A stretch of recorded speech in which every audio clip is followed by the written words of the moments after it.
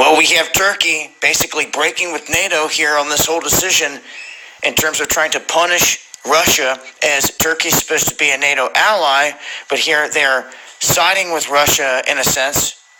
As all these other countries have expelled diplomats, Turkey is saying, no, I've talked about Turkey. I've talked about a lot of things pertaining to them, prophecy, talked about recent comments from like Steve Bannon that was saying that Iran, China, and Turkey in particular were coming together to form a whole bloc on the other side of the U.S. And then we looked at Russia. Russia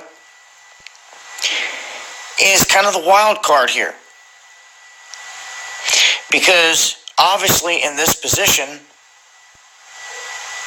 they kind of solidify this whole bloc. They strengthen the whole thing.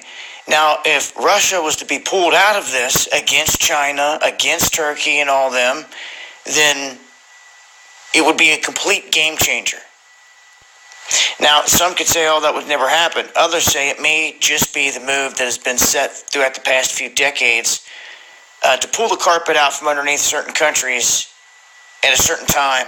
Now, I looked at the war map here recently and looked at all the countries, Lithuania, Latvia, all of them lined up with NATO presence, all down the border of Russia. And then we looked at China's Silk Road number 2 that ends right at Russia. What did they create the military highway system for? Well, just that, the military and all the components that come with it. Some would say that it's not a military road, it's going to be a commerce road, but just like here in this country, why did they pay to have the highway put into place to begin with?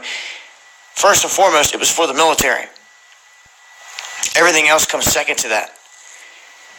And of course, if you're not in a time of war, it doesn't seem like that. Everyone's free-flowing on the highways back and forth, but there is a relationship here between these countries here on this world stage that has what's supposed to be a NATO ally in Turkey breaking with the whole stance of all the rest of the NATO members and saying that they're not going to do anything to Russia at this moment in time. But these two have gotten into it in the past over things.